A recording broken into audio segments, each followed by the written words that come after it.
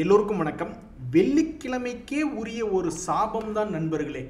கடந்த சில மாதங்களாக கரெக்டாக வெள்ளிக்கிழமை ஆகும் பொழுது மார்க்கெட் கொஞ்சம் இறங்கிடுது. இந்த வெள்ளிக்கிழமையிலேயே 205 பாயிண்ட் இறங்கியிருக்காங்க. ஆக மொத்தம் கடந்த 5 நாட்களில் பார்க்கும்போது 292 பாயிண்ட் கீழே இறங்கி நம்மளை வீக்கெண்டு கொண்டாட முடியாத மாதிரி மூட கெடுத்து விட்டாங்க. அது சாதாரணமாகலாம் மூட கெடுத்து விடல. எங்கடா இங்கிருந்த கிணத்தை காணோம் அப்படின்ற மாதிரி ஒரு நண்பர், எனக்கு 8% ஐடிஎஃப்சியில் ப்ராஃபிட் இருந்ததுங்க, கடைசியில் பார்த்தா இப்போ அது இறங்கினதுனால ப்ராஃபிட் வெறும் 3% தான் காமிக்குது அப்படின்ற மாதிரி சொல்கிறார். ஸ்டாக் மார்க்கெட்டில் இதுதாங்க பிரச்சனை. நம்ம முடிவெடுக்கணும்னு நினைக்கும் போதே பாதி ப்ராஃபிட் காணாமல் போயிடும். ஏன் அப்படின்னா எல்லாமே ட்ரையல் அண்ட் எரர் தானே நம்ம யூஸ் பண்ணுறோம். நம்மளுக்கு என்ன கண்டிப்பாக கேரண்டியாக இப்படித்தான் நடக்கும்னு யாருக்கு தெரியும்? யாருக்குமே தெரியாது. ஒரு உதாரணத்துக்கு இந்த பங்கு மேலிருந்து கீழே சரிஞ்சு வந்துக்கிட்டு இருந்தப்ப ஒரு ட்ரையல் அண்ட் எரர், மிக முக்கியமான கம்பெனி, ஒரு 50% என்பது இறங்கும் பொழுது மறுபடியும் ஒரு 35% ஒரு 50% ரெக்கவரி ஆகுமா அப்படின்னு நிறைய பேர் மனசில் யோசிப்பாங்க. ஸோ அதுவே ஒரு ட்ரையல் அண்ட் எரர். அந்த இடத்துல அது திரும்பலாம் அல்லது திரும்பாமல் இறங்கவும் செய்யலாம். அப்படி இருக்கும்போது நிறைய பேர் என்ன நினைப்பாங்க, சரி ஏறிக்கிட்டு இருக்கான், தன்னுடைய பழைய ஹையை போய் தொடும் பொழுது இன்னும் லாபம் அதிகமாக கிடைக்கும், அல்லது மேலே ஏறிட்டு இருக்கும்போது இந்த இடத்துல ஏதாவது 2 days moving average stop loss வச்சுக்கலாம். அந்த மாதிரி ஏதாவது ஒன்று யோசிச்சு பார்த்து மறுபடி ட்ரையல் அண்ட் எரரில் பண்ணிக்கிட்டே இருப்பாங்க. அப்போ அதனுடைய சைடு எஃபெக்ட் என்ன ஆகுது அப்படின்னா, ஒரு உதாரணத்துக்கு யாராவது இந்த 64 ரூபா இங்கிருந்து ஏறிட்டான், மேலே போனாலும் போயிடுவான், 64 ரூபா ஸ்டாப் லாஸ் போட்டு உட்காந்து பார்க்கலான்னு உட்காந்து பார்த்துக்கிட்டு இருப்பாங்க. கடைசியில் அவன் மேலேருந்து கீழே வந்து 64 ரூபா ஸ்டாப் லாஸ் அடிச்சிட்டான்னு வச்சிங்களேன், மொத்தமும் போச்சுடா அப்படின்ற மாதிரி ஆகிடும். ஸோ இதை தவிர்க்கவும் முடியாது. ஏன்னா சில பங்குகள்லாம் நான் ஸ்டாப்பாக அப்படியே மேல் நோக்கி ஏறின பங்குகள்லாம் இருக்குது. அதனால் ஸ்டாக் மார்க்கெட்டை பொறுத்த வரைக்கும் கண்ணில் ஒரு லாபத்தை பார்த்தா அதுக்கு பேர் தான் பார்ஷியல் ப்ராஃபிட் புக்கிங் அப்படின்றது கண்டுபிடிச்சிருக்காங்க.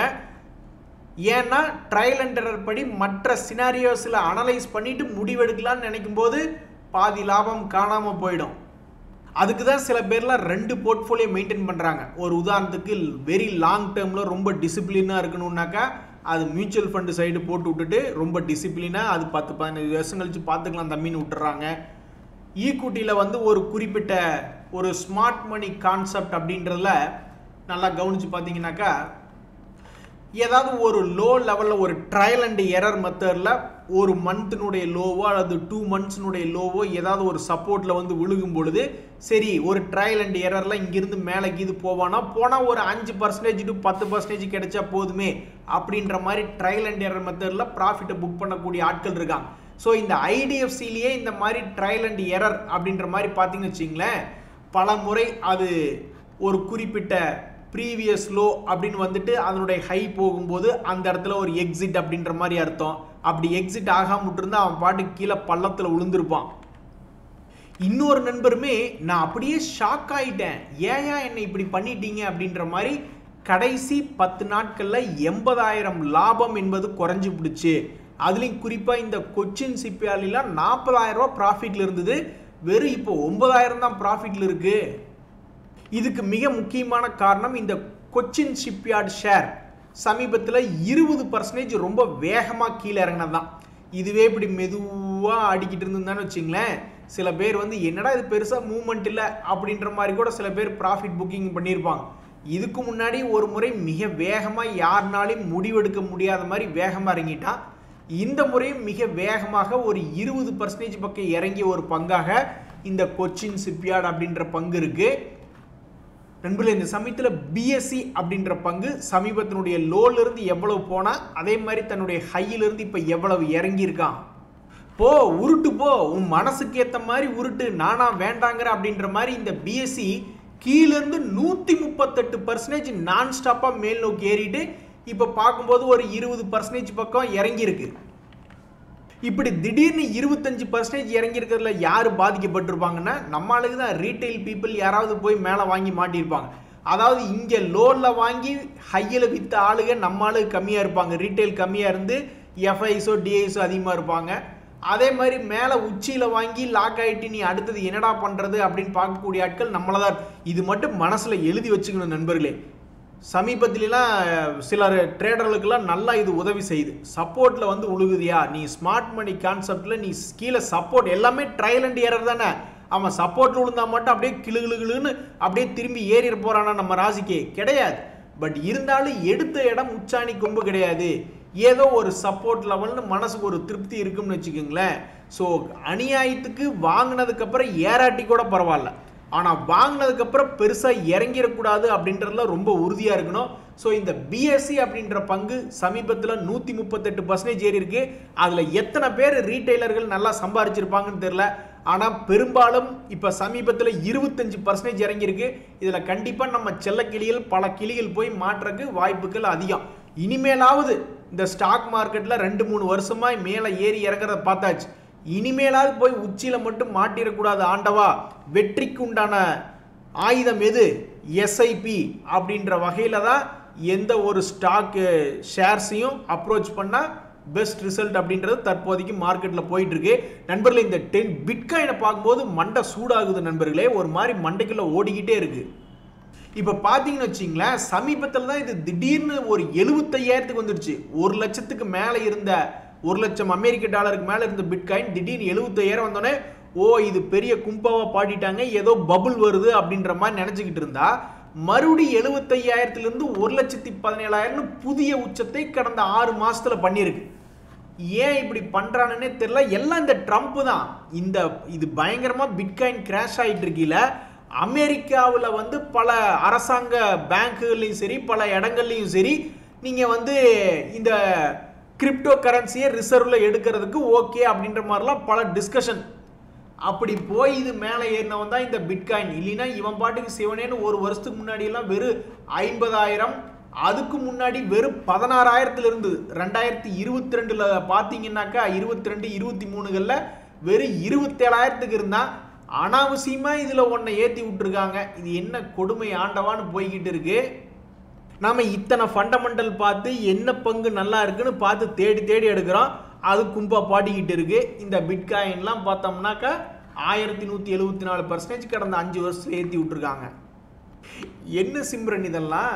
நீ பாட்டுக்கு ஆல்மோஸ்ட் ஏப்ரல் மாதத்துல இருந்த ஹை வந்துட்டு ஒரு வேளை தாண்டிடுவியோ அப்படின்ற மாதிரி பல பேர் நினச்சி கொண்டு இருக்கக்கூடிய நேரத்தில் இந்த வாரி எனர்ஜிஸ் அப்படின்ற பங்கு காலையில் பாசிட்டிவ்ல இருந்த பங்கு, அதுக்கப்புறம் இந்த சிம்ரன் செகவைப்பை பார்த்து இறங்கி 2% இந்த சிம்ரன் இறங்கி விட்டது. எது எப்படியோ நண்பர்களே, இந்த வாரி எனர்ஜிஸ் இதுக்கு முன்னாடி ஏறுமுகமாக 3 குவார்ட்டரில் ரிசல்ட் கொடுத்துருக்கான். இதனால் என்ன ஆயிருக்குன்னா, அந்த பங்கு தன்னுடைய லோவில் 2000 ரேஞ்சிலிருந்து 3000 வரைக்கும் அதுக்கு சக்தி இருந்திருக்கு. இன்னும் 3600 ஒரு சின்ன கேப்பை தான். இந்த கேப் வருவானா இல்லையா அப்படின்றது தெரியல. அடுத்து வரக்கூடிய குவார்ட்டர்லி ரிசல்ட் நல்லா இருக்குன்னு ஆண்டவா அப்படின்னு பல பேர் பார்த்துக்கிட்டு இருக்காங்க. What a medical miracle. இந்த பிரமல் என்டர்பிரைசஸ் அப்படின்ற பங்கு இந்த உலகத்துக்கு ஏதோ கருத்து சொல்ல வருது போல. காலையில் மைனஸ்லாம் கூட இருந்த பங்கு அப்படியே கொஞ்சம் கொஞ்சமாக ஏறி மேல் நோக்கி ஏறி வந்திருக்கான். It's really medical miracle. ஏன்னா பெரும்பாலான நேரங்களில் கடந்த 4 வருஷத்தில் இறங்க முகமாகவே கீழேயே இருந்து கொண்டிருந்த பங்கு தான் இந்த பிரமல் என்டர்பிரைசஸ். இந்த பங்கை எதுக்காக இன்னைக்கு 4.5% ஏற்றி அழகு பார்த்துருக்காங்கன்னு தெரியல. கடந்த 3 வருஷத்தில் பார்த்தீங்கன்னாக்கா பெருசாக மூவ்மெண்ட் இல்லாத ஒரு பங்கு, இறங்குவதும் ஏறுவதும் இறங்குவதுமா இருந்திருக்கான். அதுக்கு முன்னாடி போய் பார்த்தீங்கன்னு வச்சிங்களேன், ஏன் இப்படி பண்ண அப்படின்ற மாதிரி இந்த பங்கு பெரும்பாலும் கீழே இருந்து கொண்டு இருக்கக்கூடிய ஒரு பங்காக இருந்திருக்கு. 2020களுக்கு அப்புறம் 2021லேருந்து பார்த்தீங்கன்னா இந்த ரேஞ்சுக்குள்ளேயே தான் ஆடிக்கிட்டு இருந்திருக்கான். அப்படி இருக்கக்கூடிய பங்கு இன்னைக்கு மேலே ஏறி வந்தது உண்மையிலேயே ஒரு மிகப்பெரிய ஆச்சரியம். இந்த பங்கு போன குவார்ட்டரில் என்ன ரிசல்ட் கொடுத்துருக்காங்கன்னு பார்த்தீங்கன்னா, அவன் எப்பவும் கொடுக்கக்கூடிய ஒரு 180-130 கோடி கூட கொடுக்கல, 102 கோடின்னு தான் ரிசல்ட் கொடுத்துருக்காங்க. இனி அடுத்து வரக்கூடிய ரிசல்ட்டை பார்த்தா தான் தெரியும். இவங்க பண்ணதுலேயே ஒரு சுவாரஸ்யமான தகவல் என்னன்னா, கடந்த ஒரு வருஷத்தில் அவங்க ரெஜிஸ்டர் பண்ணியிருக்கிற ஹையஸ்ட் சேல்ஸ் என்பது தான். ஸோ இப்போ வரக்கூடிய குவார்ட்டர்லி ரிசல்ட்டில் ரொம்பவும் சுவாரஸ்யமாக இருக்கக்கூடிய ஒரு பங்குல இந்த பிரமல் என்டர்பிரைசஸ் அப்படின்ற பங்குமே இருக்கு. தற்போது 52 வீக் ஹை என்பது வந்திருக்கு. போதும் சாமி போதும், எங்களால் தாங்க முடியல அப்படின்ற மாதிரி இந்த பஜாஜ் குரூப்பில் பஜாஜ் ஹவுசிங் ஃபைனான்ஸ் அப்படின்ற பங்கு இருக்குது. இவன் என்ன பண்ணியிருக்கான்னு நீங்கள் நல்லா கூர்ந்து கவனித்து பார்த்தீங்கன்னா, சமீபத்தில் ஏதோ ஒரு காரணத்தினால 2 முறை கேப் அப் அப்படின்றது நடந்திருக்கு. அப்படி டெக்னிக்கலாக கேப் அப் அப்படின்றது நடக்கும்பொழுது இந்த பங்குல ஏதாவது சுவாரஸ்யமாக நடக்குமா அப்படின்ற மாதிரி சில பேர் பார்த்துக்கிட்டு இருப்பாங்க. அதுலேயும் குறிப்பாக இந்த பங்கு 200 ரூபாயெல்லாம் போயிருக்குங்க ஒரு கட்டத்தில். அவன் லிஸ்டிங் ஆனதுக்கப்புறம் 150 ரூபாயிலிருந்து 200 ரூபா வரைக்கெல்லாம் போன பங்கு. அதுக்கப்புறம் இப்போ ஆல்மோஸ்ட் 50% கீழே இறங்கி 120 ரூபாயில் ட்ரேட் ஆகிக்கிட்டு இருக்கு. இங்கே பார்த்தீங்களா, ஒரு நண்பர் கூட சொல்கிறாப்ல, இங்கே பார்த்தீங்களா தியாகு ப்ரோ, பஜாஜ் ஹவுசிங் ஃபினான்ஸில் அது வந்த புதுசில் பயங்கரமாக இருந்தது, அப்படி இப்படின்னு ரொம்ப ஹைப்பாக இருந்தது. 166 ரூபாயில் எடுத்து வச்சு கிட்டத்தட்ட 1.5 லட்ச ரூபா லாக் ஆகி உட்காந்துருக்கேன். ஆல்மோஸ்ட் 35,000 ரூபா லாஸ். 200 ரூபா எப்போ வருதோ அப்போ தான் எனக்கு மன நிம்மதி வரும் அப்படின்ற மாதிரி சொல்லிட்டு இருக்காப்ல. ஸோ இந்த பஜாஜ் ஹவுசிங் ஃபினான்ஸ் அப்படின்ற பங்கு சமீபத்தில் 52 வீக் லோ வந்ததுக்கப்புறம் 2 முறை கேப் அப் அப்படின்றது நடந்திருக்கு. இருந்தாலும் அதுக்கப்புறம் ஒன்றும் சந்தோஷத்தை காணோம், மறுபடியும் ஃப்ளாட்லேயே இருக்குது. ஸோ இந்த பங்குனுடைய குவார்ட்டர்லி ரிசல்ட் எப்போ வருது அப்படின்றதான் மிக முக்கியமாக பல பேர் கண்காணிச்சுக்கிட்டு இருக்காங்க. ஏன்னா 52 வீக் லோவில் இருக்கக்கூடிய ஒரு பங்காக இருக்குது. சமீபத்தில் இதனுடைய லாபம் என்பது ஏறு முகத்தில் ஒரு 4 குவார்ட்டரில் கொடுத்துருக்கான். ஸோ வரக்கூடிய குவார்ட்டர்லேயும் ஒரு 700-800 கோடி இது கொடுத்து சந்தோஷமாக ப்ராஃபிட் ஏர்னிங்ஸ் க்ரோத்தாக காமிச்சு ஏதாவது ஸ்டாக் மார்க்கெட்டில் நல்லது பண்ணுமா இல்லை என்ன அப்படின்றது பொறுத்திருந்து பார்த்தா தான் தெரிய வரும். ஸோ இந்த ஷேரை வச்சிருக்கிறவங்கெல்லாம் பிரார்த்தனை பண்ணிக்கிட்டு இருக்காங்க, ஒரு வருஷத்தினுடைய ஹை எப்போ திரும்பி வரும் அதை நாங்கள் பார்க்கணும் அப்படின்னு உட்காந்துருக்காங்க. நண்பர்களே, சமீபத்தில் மீடியமாக பாப்புலரான சில பங்குகள், மேலே ஏறி வந்த பங்குகள் தற்போது கொஞ்சம் கீழே இறங்கி கிடக்கின்றன. 1 மாசம் லோ அந்த மாதிரிலாம் சில பங்குகள் கிடக்கின்றன. அதில் ஒரு பங்காக இந்த அயனாக்ஸ் விண்ட் அப்படின்ற ஒரு பங்கு. சமீபத்தில் இந்த பங்கு என்ன பண்ணியிருக்கான்னு பார்த்தீங்கன்னாக்கா, ஒவ்வொரு முறையும் சில காலங்களாக இறங்கி இறங்கி ஏறிக்கொண்டிருந்த பங்கு தற்போது இறங்கிய பிறகு ஏற முடியாமல், ஏன்னா மார்க்கெட்டினுடைய சப்போர்ட்டு இல்லையே, ஸோ ஏற முடியாமல் ஒரு மாதத்தினுடைய லோவில் ட்ரேட் ஆகி கொண்டிருக்கக்கூடிய சில பாப்புலரான பங்குகளினுடைய லிஸ்ட்டில் இந்த அயனாக்ஸ் விண்ட் அப்படின்ற பங்கு இருக்குது. இனி இவன்லாம் என்ன ஆக போகிறான்னு தெரில. அதே மாதிரி கோதாவரி அப்படின்னு இந்த பேரை சொல்லும் போதே எனக்கு மனசுக்குள்ள ஒரு சந்தோஷம். ஏன்னா பழைய படத்தில் இப்படி ஒரு காமெடி வரும், எதை எடுத்தாலும் கோதாவரி சொன்னால் நம்ப மாட்டீங்க. ரஜினிக்கு ஈக்குவலாக சாதாரண ஒரு திரைக்கதை வசனத்திலேயே விசு அவர்கள் படத்தை பயங்கரமாக ஹிட் பண்ணியிருப்பாள். 100 நாட்களுக்கு மேலையெல்லாம் அசால்ட்டாக ஓடிய பல படங்கள் இருக்குது. அதில் தான் அடிக்கடி கோதாவரின்னு சொல்லிட்டு இருப்பாப்ல.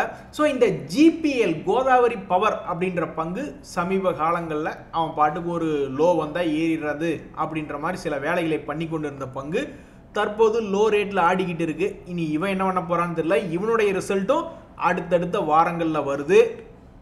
ஸோ இந்த கோதாவரி செஞ்சு கொண்டு இருக்கக்கூடிய வேலை என்ன அப்படின்னு பார்த்தீங்கன்னா, டிவிடெண்ட் ஒரு 0.5% என்பது கொடுத்து கொண்டு இருக்கக்கூடிய பங்காகவும், சமீபத்தில் இதனுடைய ரிசல்ட்டில் 222 கோடி, இது எப்போவுமே 200 கோடி பண்ணக்கூடிய பங்கு தான். இதுக்கு முன்னாடி 400 கோடின்லாம் பண்ணியிருக்கான்.